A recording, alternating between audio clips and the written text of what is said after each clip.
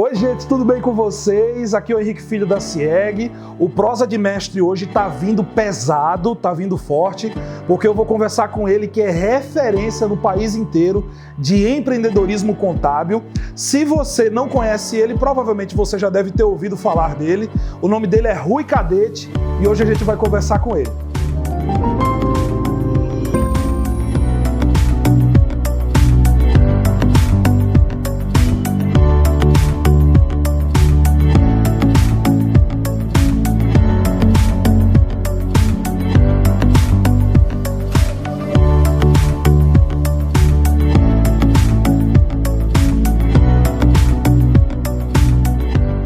Meu amigo, em primeiro lugar, muito obrigado por receber a gente aqui no seu escritório.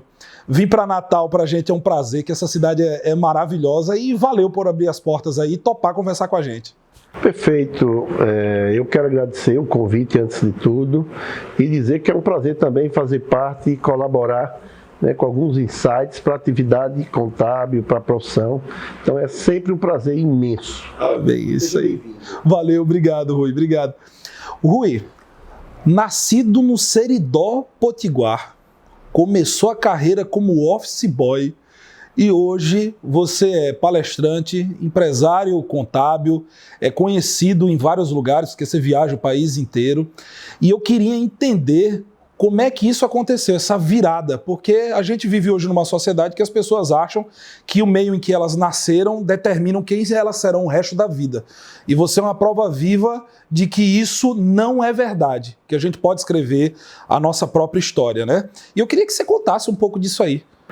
Pois é, Henrique, eu acho que nós precisamos quebrar paradigmas e, de fato, a minha história, a minha trajetória, óbvio, parece com a história de muitas outras pessoas, mas eu consigo contar melhor a minha, né?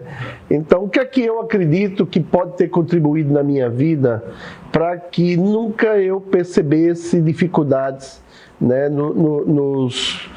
naquilo que surge na nossa vida? Primeiro, eu nasci e me criei numa propriedade rural e, como filho de agricultor rural, logo cedo, eu até brinco, digo que quando a gente começa a andar, a gente já começa a trabalhar quando você trabalha na roça. E aí eu fiquei até os 12 anos, deixei de ser filho de agricultor rural e, na realidade, eu passei a ser um mirim agricultor rural, né? E quando você trabalha na roça e vem para a cidade, nada é difícil. Aquilo que as pessoas chamam de trabalho árduo, para nós passa a ser divertimento. Foi mais ou menos assim a transição vindo do interior para a capital. Então, esse processo foi muito, muito rico. Eu imagino. Agora me diga um negócio, seu primeiro emprego foi de quê? Como é que você começou a trabalhar na carreira profissional? Veja só, eu digo que o meu primeiro trabalho com carteira assinada foi numa indústria aqui em Natal, porque eu vinha da roça, trabalhei um ano em banca de feira ainda com 13 anos de idade, né, vendendo verduras, vendendo legumes, mas em 1974, com 13 anos de idade, né, meu pai conseguiu uma vaga para que eu fosse trabalhar numa das maiores empresas do estado, que era a Soried, uma indústria de confecções, tinha mais ou menos 1.600 colaboradores. Conhecidíssimo aqui. Era muito conhecida, que hoje é até um shopping onde era essa fábrica. E meu pai pediu que o pessoal da fábrica desse oportunidade a um rapaz que queria trabalhar lá. E meu pai me levou lá. Interessante é que quando meu pai chegou comigo na sala do diretor-presidente, nós sentamos. E o diretor-presidente olhou para o meu pai e falou assim: mas Júlio, você não disse que ia trazer um rapaz aqui? E cadê o rapaz? Né? Na realidade, ele estava abismado, porque ele esperava um rapaz e meu pai tinha levado um garoto de 13 anos. Né? E ele ficou meio assustado. Como é que vai ser esse garoto, a introdução dele aqui na fábrica, né? E aí foi quando ele disse: meu garoto, você acha que você vai fazer o que aqui? Eu disse para ele que o que me ensinasse eu aprendia. Olha só. Aí ele disse: sim, mas você sabe fazer o quê? Eu digo: eu tenho curso de datilografia. Aí ele falou... Com 13 anos você já tinha curso de datilografia? 13 anos, porque naquela época todo garoto que quisesse alguma coisa, um trabalho diferenciado, tinha que ter no mínimo curso de datilografia. Sim.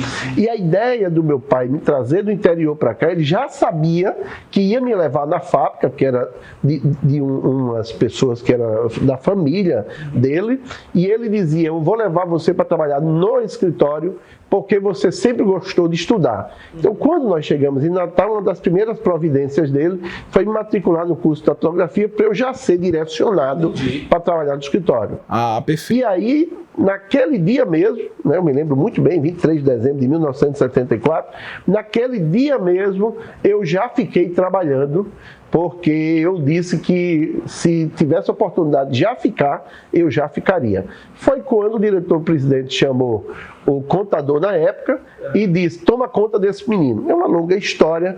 Eu fui trabalhar na contabilidade dessa fábrica como office boy, fazendo uma série de atividades. Perfeito.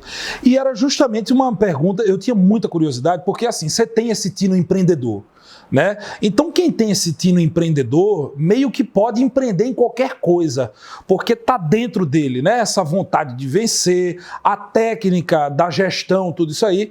E aí, por que você escolheu a contabilidade? Você poderia ter empreendido em qualquer coisa. O que levou você a se apaixonar e a ir por esse segmento? Pois é, eu costumo dizer que eu não escolhi a contabilidade, eu acho que a contabilidade me escolheu, né? Isso foi uma dádiva divina, né? É que, como eu era office boy, eu fui assumindo funções, e uma das funções que me deram foi que eu devia arquivar os documentos da contabilidade. E eu, arquivando os documentos da contabilidade, eu começava a ler os históricos, e aquilo era bacana, aquilo me chamava atenção. Mas também, como eu precisava ter uma renda melhor, porque minha remuneração até os 18 anos, eu dava integralmente à minha mãe. Então, se eu ia trabalhar sábado, domingo, à noite, seja lá que hora fosse, sempre era uma hora extra que eu ganhava mais para minha mãe, ajudar minha mãe a fazer a feira, né, a cada quinzena, no final do mês e tal. E eu comecei a ir sábado e domingo para assessorar, né, os meus colegas da contabilidade.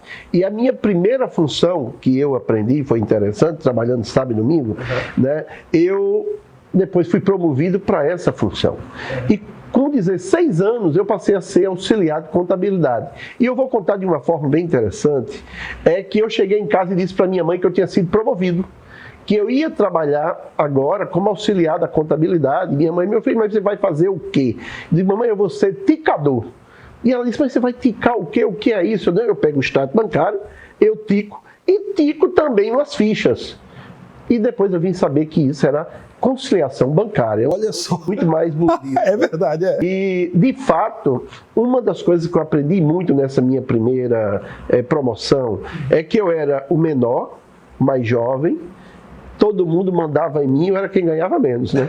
Então, não tinha ninguém abaixo de mim.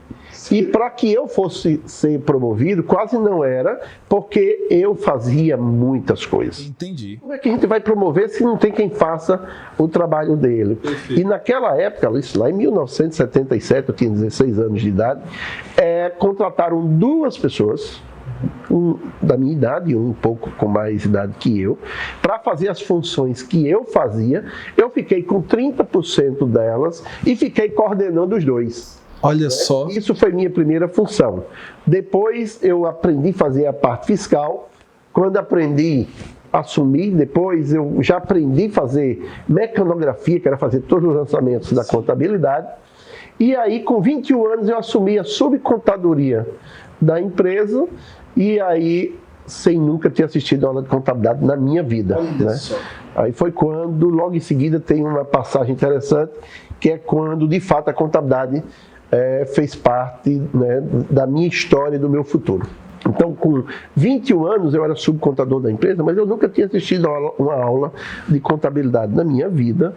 E em 1982, uma auditoria da Price lá na empresa, que eles Após fazer a auditoria, eles perguntaram que queriam conversar com o contador, porque quem fazia tudo aquilo, todo aquele fechamento, de fato era alguém que tinha um conhecimento, uma qualidade, e eles me pediram para que eu apresentasse quem fazia tudo aquilo.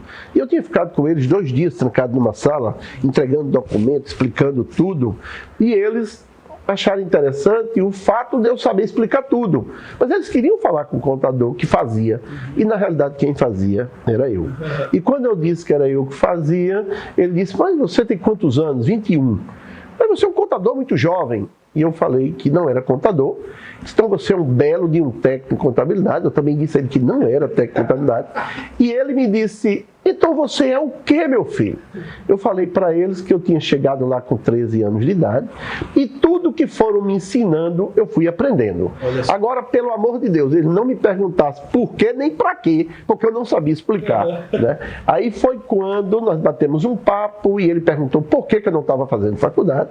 Eu disse que porque eu trabalhava de domingo a domingo e todo o meu dinheiro eu dava à minha mãe, não tinha como eu fazer um cursinho, pagar uma faculdade, porque eu não conseguia passar na federal, porque eu comecei a trabalhar ali com 13 anos de idade e não tinha tido uma boa base, né, para concorrer com quem só estudava. Sim. E aí nós tivemos um longo papo, ele me fez fazer uma reflexão de que eu tinha outros irmãos, de que eu não era pai dos meus irmãos, que eu não ia ter 21 anos a vida inteira e que eu deveria procurar fazer uma faculdade, porque alguém que nunca tinha assistido uma aula de contabilidade conseguia fazer uma contabilidade naquele nível para ser auditado por uma Price.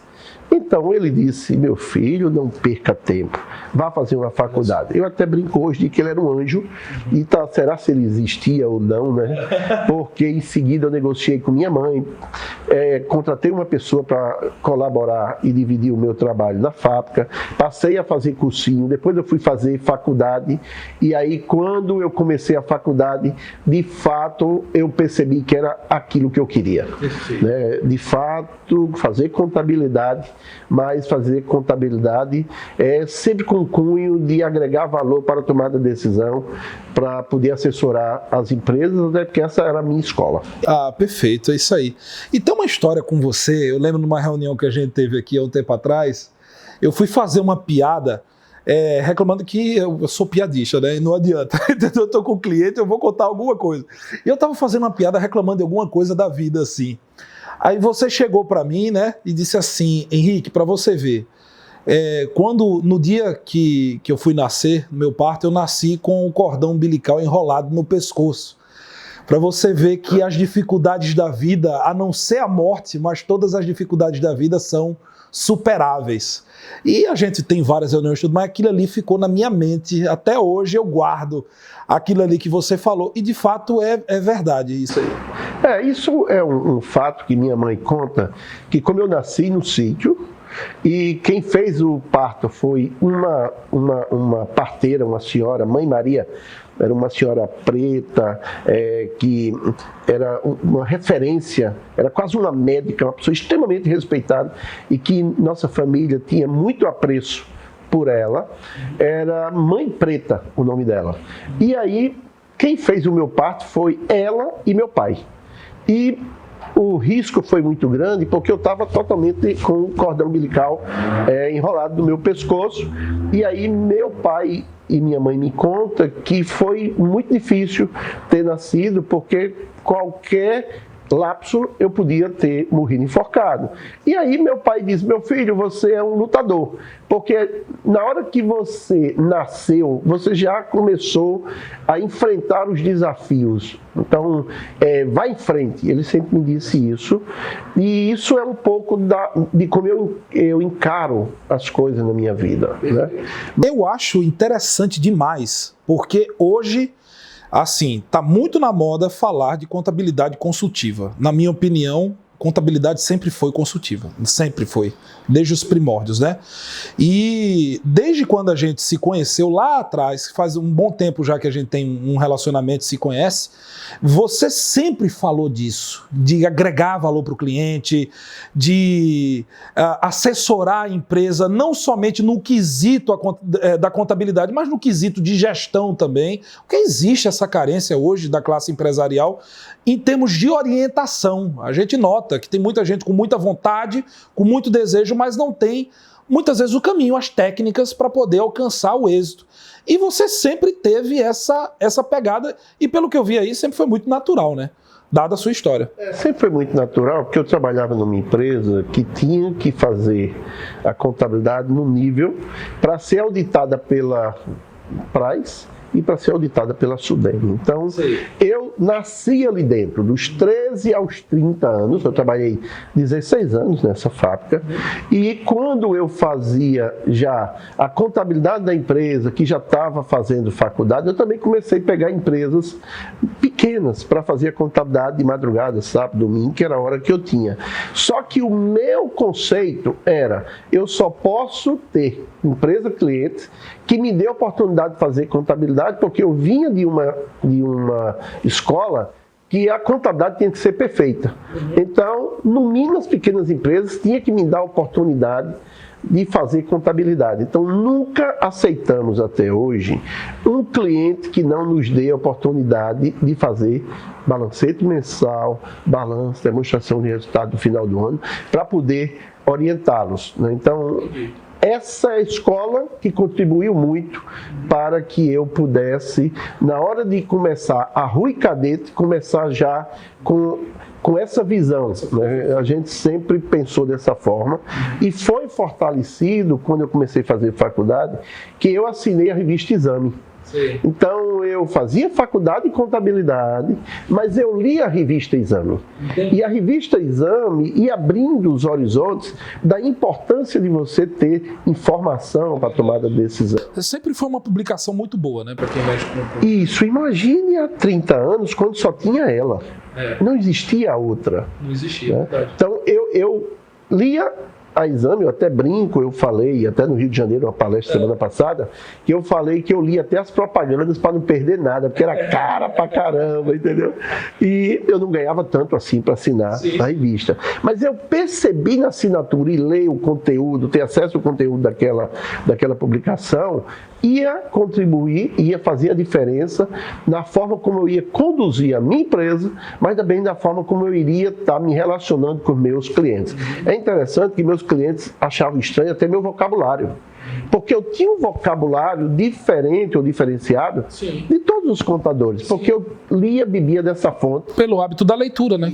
A leitura, ela eleva o nosso vocabulário. Perfeito. Agora, uma coisa que eu acho interessante foi justamente o que você falou. Henrique, a gente sempre teve cuidado de pegar cliente que nos desse a oportunidade de trabalhar da forma como a gente acredita. Você já chegou a dispensar cliente aqui? Já sim, inclusive tem um amigo meu que às vezes a gente se encontra em casamento, aniversário, alguma coisa, e ele sempre senta do meu lado e fala assim, tem uma coisa que eu não perdoo, você mandou embora da sua empresa. Eu falei, não mandei embora, você que quis ir, porque você não dava condição da gente fazer a contabilidade da tua empresa. Mas isso fazem uns 30 anos já, entendeu? Porque ele não dava condição, ou seja, nós há muito tempo, nós nascemos com o propósito de fazer contabilidade para todos os clientes. E você falou uma coisa sobre contabilidade consultiva. Olha, a Rui Cadete fez agora 28 anos, né? Embora eu tenha clientes desde 85, mas como negócio, a Rui Cadete começou quando eu pedi demissão da fábrica. Eu pedi demissão da fábrica depois de 16 anos de trabalho. No dia que eu pedi demissão, a fábrica mandou demitir todo mundo da contabilidade, que eram 7 pessoas, e disse que no dia seguinte seria meus clientes. Que maravilha. E são meus clientes até hoje. É mesmo? Eu trabalho para eles agora em dezembro, vai completar 45 anos, né? Eu nasci lá praticamente.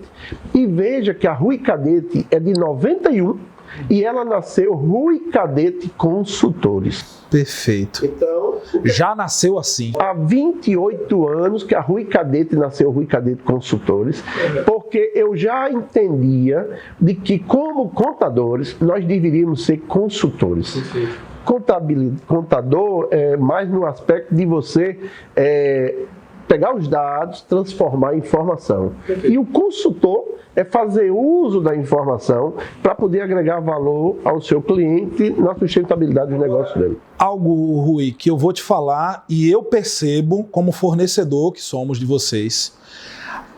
O grande diferencial, olha só que ousadia eu estou tendo de falar para o dono do negócio qual o diferencial. Mas a percepção que eu tenho que o seu grande diferencial é a tua equipe, cara. A gente conversou, conversa com a turma aqui e tal, conversamos com algumas pessoas, principalmente envolvidas aí na área fiscal, e a gente nota realmente a alta qualificação desses profissionais. E a pergunta que eu quero te fazer é: como é que você conseguiu captar esses talentos? Você forma aqui esses talentos ou você prefere pegar pessoas com mais experiência, enfim?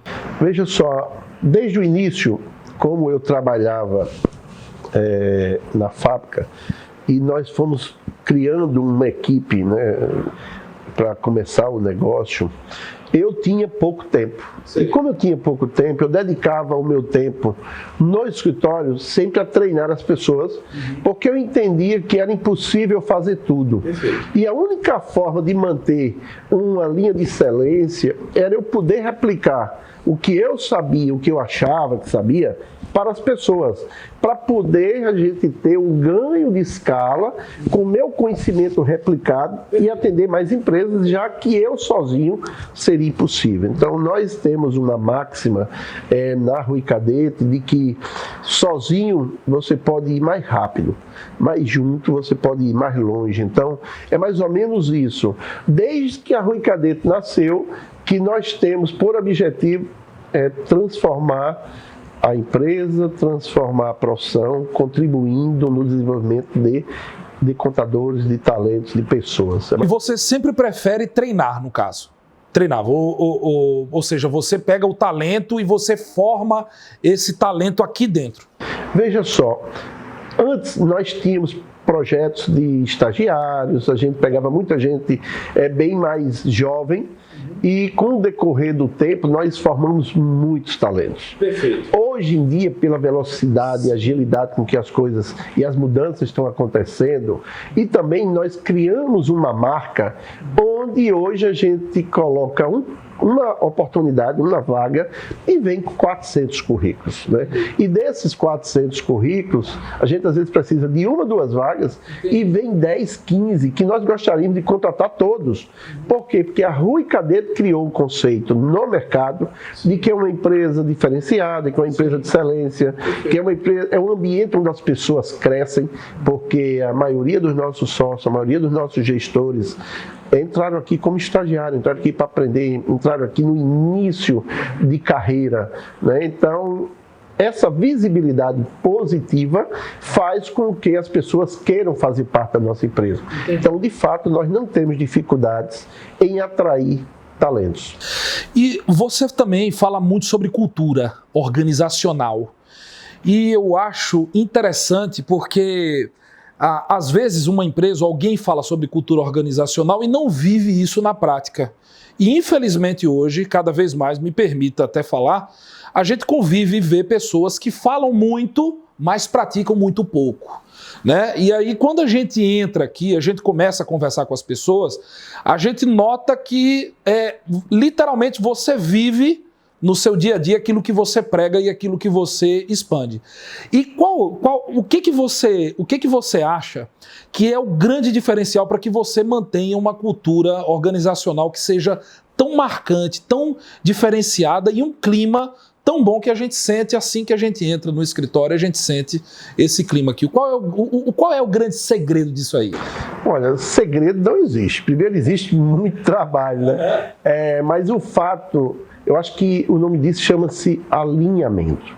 Desde que a gente vai já contratar, fazer o recrutamento, seleção de pessoas para fazer parte da nossa empresa, a gente já trabalha de forma muito criteriosa a entender que que, de fato, aquele colaborador, aquele futuro profissional que vem fazer parte da nossa empresa está alinhado com nossos valores, com nossos princípios. A gente procura conhecer a história deles, quais são os propósitos, não, os sonhos, como é que ele vê a questão de um ambiente que se busca excelência, que tem muitas metas, que tem clientes exigentes. Então a gente trabalha muito tudo isso. Uma outra coisa é que a gente tem que fazer uma comunicação, a gente chama aqui de comunicação insana. Sim. Tudo que a gente faz, tudo que a gente pensa, tudo que a gente acredita, todo mundo precisa saber.